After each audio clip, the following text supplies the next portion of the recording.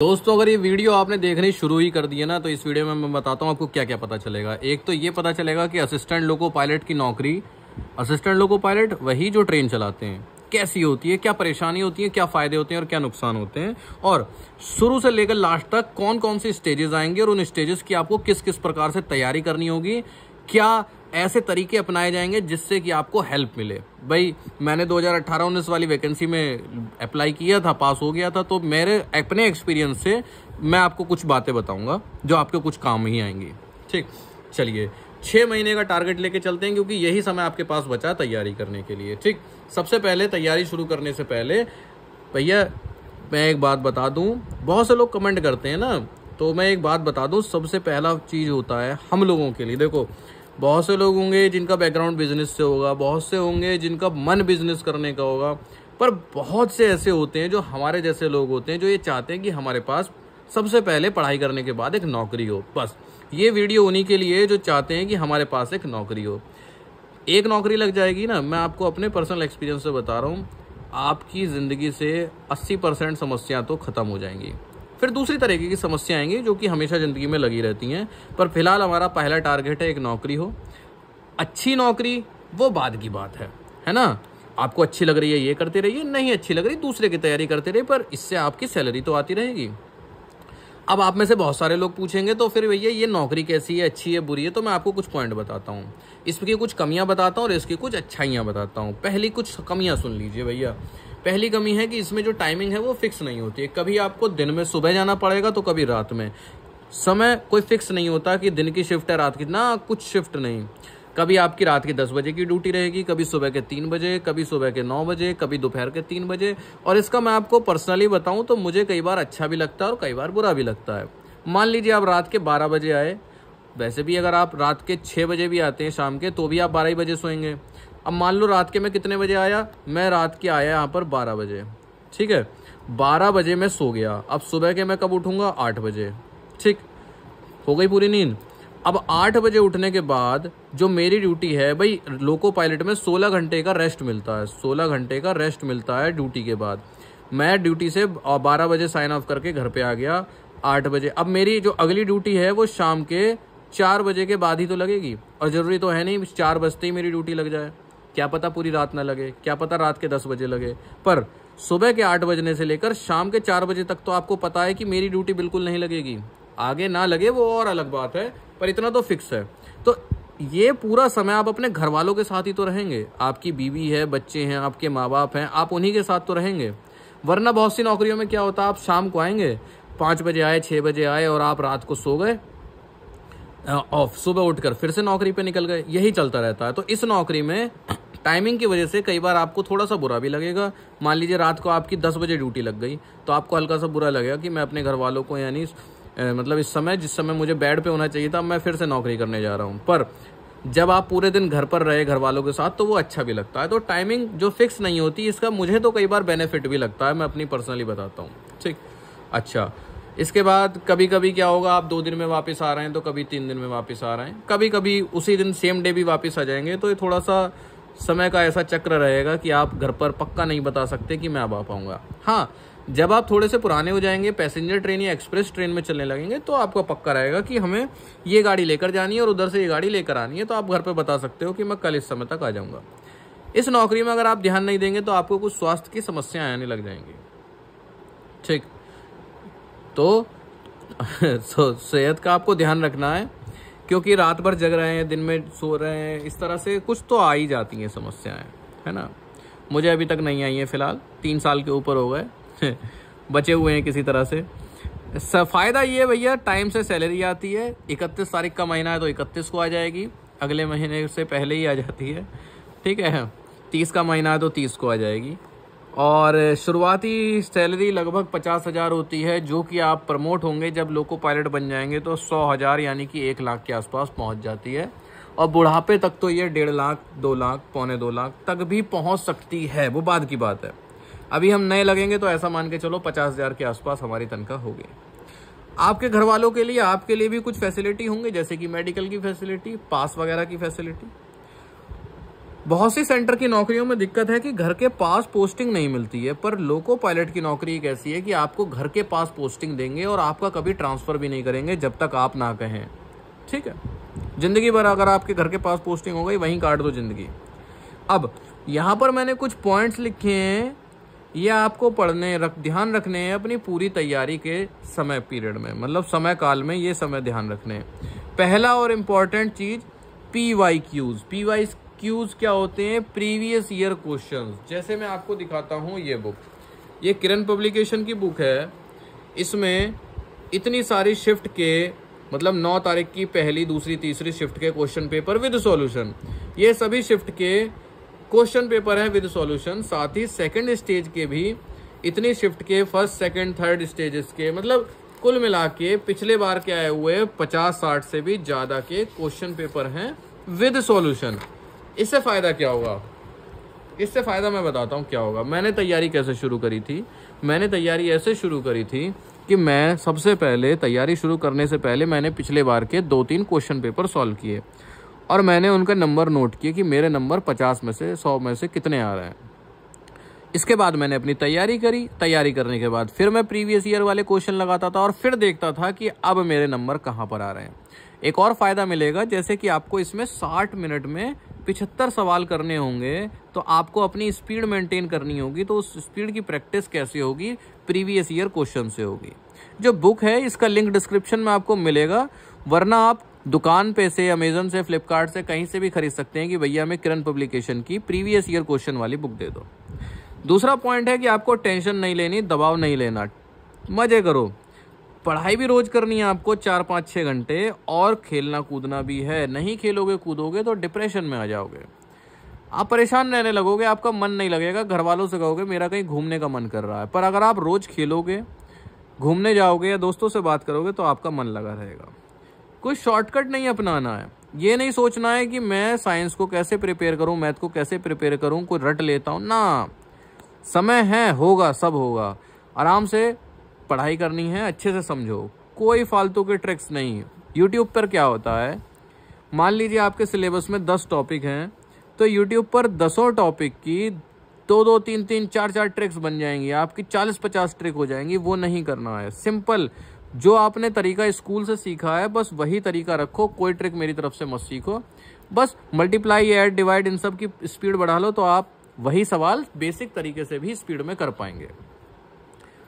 Tuition पढ़ाओ, 6 महीने हैं भाई साहब आपके पास, 1-8 घंटा ट्यूशन में दे लो रोज। इससे क्या होगा, आपकी प्रैक्टिस बन जाएगी। मान लीजिए आप 6 से 10 तक का कोई बच्चा पकड़ लेते हैं, 2-3 बच्चे पकड़ लेते हैं, और आप उनको फिजिक्स, केमिस्ट्री, बायो पढ़ाते हैं। मान लो आपको 8th क्लास के 3 बच्चे मिल गए, आप उनको पढ़ा दो, या तो मैथ पढ़ा दो या साइंस पढ़ा दो। साइंस में फिजिक्स, केमिस्ट्री, बायो तीनों आ जाएंगी। लिख के ले लो जो आपने सब्जेक्ट उनको पढ़ाया, अगर उस सब्जेक्ट से कोई सवाल आया तो आप गारंटी से कर देंगे। घर वाले भी खुश हो जाएंगे कि लौंडा भाई साहब कुछ रुपए भी कमा रहा है, अपना खर्चा तो आपका निकल ही रहा है ट्यूशन की कमाई से, और आपकी साथ साथ तैयारी भी चल रही है। आपको पता भी नहीं चलेगा और आपकी तैयारी चल रही होगी। जब आपके एग्ज़ाम हो, मान लीजिए 20 तारीख को एग्ज़ाम है और आपका सेंटर पड़ा कहाँ पर, मान लीजिए 20 तारीख को एग्ज़ाम है और आपका सेंटर पड़ा दिल्ली और आप रहते हैं लखनऊ, तो 20 तारीख को जो दिल्ली में एग्ज़ाम है तो आपको दिल्ली पहुंच जाना है 19 में ही। आराम से मौज लेते हुए होटल लेना है, होटल में मज़े से सोना है और आराम से अगले दिन पेपर को देने जाना है। आपको ये नहीं होना चाहिए कि मैं सोया नहीं हूँ, मैं पेपर नहीं दे पाऊँगा। आपको आराम से सोना है, ठीक। और एक चीज़ मैं आपको यहाँ पर बता रहा था, चलिए पहले ये देख लें। आंवला, गाजर, पालक, चुकंदर, इस तरह की चीज़ें आपको खानी स्टार्ट कर देनी हैं, ठीक।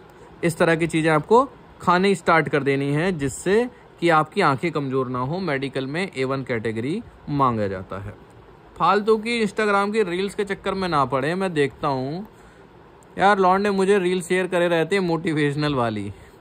यार आप इतना टाइम वेस्ट क्यों कर रहे हो? अगर आपको ड्रीम ALP, अगर वाकई में यार आपका ड्रीम है ना ALP का, तो आप पढ़ाई करो यार।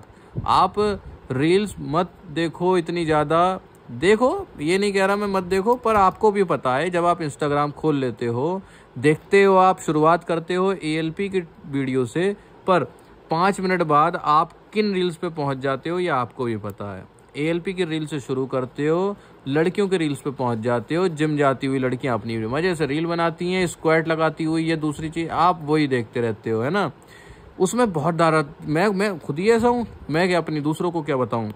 पर बात ये है कि आप अभी तैयारी कर रहे हो तो आपको थोड़ा संभलना पड़ेगा, है ना। इसमें ना टाइम बहुत चला जाता है, मेरे से भी ये गलती होती थी। जैसे मान लो मोबाइल पढ़ रहे हैं, मैं थोड़ी देर वीडियो देखी पढ़ाई वाली, अब क्या होता है थोड़ी देर आपने पढ़ाई की चल रही है, तभी नीचे दूसरी वीडियो आ गई, या आपने कही इसको बंद करता हूँ, इंस्टाग्राम खोलता हूँ, ये देखी 2 रील, तीसरी रील आपने देखने लग गए लड़की वाली, चौथी लड़कियों का डांस आ गया, 5वीं लड़की जिम वाली आ गई भाई। इसी तरह से आपका आधा 1 घंटा निकल जाएगा। तो इसमें ना टाइम की वेस्टेज होती है, ठीक है। मैं यहाँ पर ये बता रहा था कि जो आपको ट्यूशन पढ़ाना है ना, या तो आप मैथ का पढ़ाओ, और वरना सबसे अच्छा पता है किसका, सबसे अच्छा है साइंस का। साइंस का इसलिए है क्योंकि साइंस बहुत बहुत ज़रूरी है। यहाँ पर ALP में मैथ, रीजनिंग, साइंस बहुत ज़्यादा ज़रूरी है। और साइंस की इंपॉर्टेंस अभी आप नहीं समझोगे, वो मैं आपको अच्छे से बताऊंगा, आप तब समझोगे। फिलहाल साइंस की देखो, अगर या तो क्योंकि ना यहाँ पर साइंस के न्यूमेरिकल भी आते हैं। अब साइंस के न्यूमेरिकल के लिए क्या करें, देखो ये किरण पब्लिकेशंस की कुछ बुक्स हैं जो कि खान सर, आपको पता है ये रेलवे को बहुत ही टारगेट करके बच्चों को पढ़ाते हैं, रेलवे के हिसाब से ही। तो इन्होंने केमिस्ट्री की बुक विद न्यूमेरिकल्स, अभी मैं न्यूमेरिकल की इंपॉर्टेंस बताने वाला हूँ। इसी तरह से एक बायोलॉजी की बुक और फिजिक्स की बुक, सॉरी ये मैंने कौन सी उठा ली भाई, फिजिक्स कहाँ गई, और एक है फिजिक्स की बुक, फिजिक्स, केमिस्ट्री, बायो। देखो साइंस यहाँ पर ऐसा समझ लीजिए पैरासीटामोल है रेलवे में। अगर आपके पास साइंस की अच्छी नॉलेज है तो बहुत ज़्यादा चांस है कि आप एग्ज़ाम निकाल पाएँ। इसमें क्या होगा, इसमें सबसे पहले होगी थ्योरी, सबसे पहले क्या होगी थ्योरी, थ्योरी के बाद क्या होगा, थ्योरी के बाद होंगे न्यूमेरिकल भी। अब आप में से बहुत से बच्चे क्या कहेंगे कि भैया हमारे न्यूमेरिकल वाला सेक्शन कमज़ोर है, हम न्यूमेरिकल सॉल्व नहीं कर पाते हैं। कहोगे नहीं कहोगे, मुझे पता है ज़्यादातर बच्चों की कमज़ोरी है क्या, न्यूमेरिकल। पर भाई साहब पेपर में बहाने नहीं चलते हैं, पेपर सिर्फ रिजल्ट मांगता है। पास हो तो सबकी नज़रों में आप होशियार हो, और फेल हो तो सबकी नज़रों में आप उतने होशियार नहीं हो। इन्होंने साइंस की न्यूमेरिकल की अलग से बुक निकाली है जिसमें कि एक्सपेक्टेड सवाल होंगे टॉपिक वाइज, जैसे बिहेवियर ऑफ गैसेस केमिस्ट्री से, ठीक है। इसी तरह से फिजिक्स के, इसमें ये इधर होगा, है ना, फिजिक्स के सवाल चैप्टर आ रहे हैं, उसके बाद केमिस्ट्री के आ रहे हैं, उनके सिर्फ और सिर्फ न्यूमेरिकल है। देखो मैं समझता हूँ कि न्यूमेरिकल आपको कठिन लग सकते हैं, पर इसको करना तो पड़ेगा ना। करेंगे कैसे, पहले क्या करिए, आपने फिजिक्स की पहला रास्ता मैंने आपको फ्री वाला बताया। आप बहुत से बच्चे कहेंगे ना कि आप बुक को बता रहे हो, पहला रास्ता मैंने आपको फ्री वाला बताया, क्या ट्यूशन पढ़ाओ। अब आप कहोगे मुझे तो खुद ही नहीं आता, तो भैया पढ़ के पढ़ाओ, फ्री में काम होगा। अगर वो काम नहीं कर सकते हो तो मैं कह रहा हूँ बुक लो, बुक से पहले थ्योरी पढ़ो, क्या उस टॉपिक की थ्योरी है। जब वो आप थ्योरी पढ़ लो तो आप न्यूमेरिकल करो उस टॉपिक के। मान लो आप मान लो आप हीट पढ़ के आए हो चैप्टर, तो अब आप हीट के इसके न्यूमेरिकल सॉल्व करो। पेपर में न्यूमेरिकल आते हैं और वहीं बच्चे जो हैं वो गच्चा खा जाते हैं, ठीक है। इन सभी बुक्स के आपको लिंक डिस्क्रिप्शन में मिल जाएंगे, पर अगर आपका इधर से खरीदने का मन नहीं है तो आप दुकान से जाके खरीद सकते हो, आप खुद अमेज़न, फ्लिपकार्ट से खरीद सकते हो, आप कहीं से भी खरीद सकते हो। ये मैंने अभी तक आपको कुछ पॉइंट्स बताए हैं जो आपको अपनी तैयारी में रखने हैं, ज़रूरी हैं ये पॉइंट्स, ठीक है। ये वीडियो बहुत ज़्यादा लंबी हो रही है, इसलिए मैं अगली वीडियो दूसरी बनाऊंगा, उसमें मैं आपको सब बताऊंगा कि CBT 1 में क्या क्या तैयारी रखनी है, क्या क्या इंपॉर्टेंट पॉइंट्स हैं, CBT 2 में क्या होना है, ठीक। फिलहाल आप इतना समझिए कि हम जैसे लोग, मैं मतलब अपनी बता रहा हूँ, हम जैसे लोग, मैं ये बिजनेसमैन को काउंट नहीं कर रहा हूँ, ठीक है। तो हम जैसे लोगों के पास पढ़ाई करने के बाद पहला चॉइस होती है कि आप अपनी जॉब लगाओ, तो हमारे पास एक नौकरी होनी चाहिए। वो नौकरी कोई सी भी हो, कोई आपसे कितना ही डायलॉग मारे कि बीटेक करके ये नौकरी करेगा ALP की, कोई कहेगा कि तू ये मतलब तेरे पास तो इतनी ज़मीन है तू ये नौकरी करेगा, किसी की बातों में नहीं आना। अगर आपका मन है आप इस नौकरी की तैयारी करो, बात ख़त्म। मैं अपने घर से नौकरी करता हूँ, मतलब मेरी जो पोस्टिंग है वो मेरे घर के पास है, कोई दिक्कत नहीं होती। कब भाई देखो यार, ऐसी कौन सी नौकरी है जिसमें दिक्कत नहीं होती। सबसे आसान नौकरी टीचर की है। आप किसी भी टीचर से पूछ लो कि आपकी नौकरी कैसी है, गारंटी रख लो आपके सामने 10 बातें वो रोने लगेगा कि यार हमारी नौकरी तो बहुत कठिन कर दी है, बेकार कर दी है, घूमना पड़ता है, रजिस्टर बनाने पड़ते हैं। आपको ऐसा शायद ही कोई बंदा मिले जो रोता ना हो, है ना। पर आप अगर कभी किसी लोको पायलट से पर्सनली मिलो, बशर्ते उस लोको पायलट की ड्यूटी अपने घर के पास होनी चाहिए। ये नहीं कि वो बिहार का है और राजस्थान में नौकरी कर रहा है, तो शायद वो उतना खुश ना मिले। पर मान लीजिए कोई बंदा दिल्ली का है और दिल्ली में ही उसकी पोस्टिंग है, लिख के ले लीजिए, वो आपसे कहेगा कि छोटी मोटी दिक्कतें हैं वरना बढ़िया नौकरी है। क्यों? फायदे बताता हूँ। मैंने आपको यहाँ पर समझा है कि 16 घंटे मिनिमम रेस्ट मिलता है, ठीक है। आपने 12 बजे के बाद ऑफ की, शाम के 4 बजे तक तो आपको कोई छेड़ेगा ही नहीं 16 घंटे तक। अब उसके आगे डिपेंड करता है कि गाड़ियां कम चल रही हैं या ज़्यादा चल रही हैं, आपके ऊपर लोग ज़्यादा अवेलेबल हैं या कम अवेलेबल हैं। तो बहुत बार ऐसा भी होता है कि शायद आपकी पूरे दिन पूरी रात ड्यूटी ना आए, तो ये 16 घंटे तो एक मिनिमम रेस्ट होता है। कई बार 20 घंटे तक भी ड्यूटी नहीं आती, कई बार 24 घंटे तक भी नहीं आती, कई बार 30 घंटे तक भी नहीं आती, है ना। डिपेंड करता है अगर गाड़ी कम चल रही है। अब मान लीजिए आप बैंक में हैं, टीचर हैं, आप मान लो शाम को 6 बजे आए, पर आपका पक्का है कि आपको अगले दिन 9 बजे से पहले पहुंचना है वरना लेट हो जाओगे, ठीक। तो वहां पर तो 16 घंटे का ही रेस्ट मिला, उसी में ही आपको दोबारा से पहुंचना भी है ड्यूटी पर यहाँ पर 16 घंटे का रेस्ट तो मिलता ही मिलता है। और किस्मत अच्छी रही तो वो 20, 24, 25, 30 घंटे या फिर उससे भी ऊपर रेस्ट मिल जाता है, कोई दिक्कत नहीं होती। स्वास्थ्य समस्याएं अब मैं आपको बता रहा था, तो भाई साहब ये अपने हाथ में होता है। आप अच्छा खाना पीना खाइए। बीमार होने को तो भाई साहब सबसे आसान जो नौकरियां होती हैं, अब फौजी भी बीमार पड़ते नहीं पड़ते हैं यार, वो तो इतना फिजिकली काम करते हैं, फिट रहते हैं, फिर भी बीमार पड़ने को कोई भी पड़ सकता है। यहाँ पर अगर आप अपना ध्यान रखेंगे तो कोई दिक्कत नहीं होगी। अच्छी सैलरी है, नौकरी होनी चाहिए। नौकरी के बाद आपको जितने नखरे करने हैं आप उतने नखरे करिए। बुक्स मैंने आपको बताई, साइंस की बुक्स को मैंने आपको बताया, और किरण पब्लिकेशन की मैथरीज। किरण पब्लिकेशन की मैं क्यों बताता हूँ, क्योंकि ये RRB यानी रेलवे के एग्जाम्स को टारगेट करके बुक बनाते हैं। इसमें आपको रेलवे में आज तक आए हुए सारे क्वेश्चन मिलते हैं, सब चीज़ें मिलती हैं। तो रेलवे के लिए आप वही तो बुक लोगे ना जो रेलवे को टारगेट। रेलवे के लिए SSC की बुक तो नहीं लोगे ना, लिख के ले लो। रेलवे और SSC का पेपर सिलेबस लगभग सेम है, जाओ। जो आप SSC में, जो बच्चा SSC की तैयारी कर रहा होगा उसका रेलवे का पेपर गारंटी से निकल जाएगा, जाओ। पर अगर कोई बुक सिर्फ और सिर्फ रेलवे के लिए बनी है तो आप उसको ज़्यादा प्रेफरेंस देंगे ना, क्योंकि वो उसी का सोच के बना रहा है कि इसमें इस लेवल के सवाल आते हैं और पिछली बार ये सवाल आए थे। तो कुल मिला के इस वीडियो में कुछ मैंने अपना एक्सपीरियंस आपके साथ शेयर किया है। उम्मीद है आपके लिए वीडियो बेनिफिट रही होगी। अगली वीडियो में हम स्टार्ट करते हैं स्ट्रेटेजी। ये लंबी हो गई यार, वरना मैं इसी में ही कंप्लीट करता।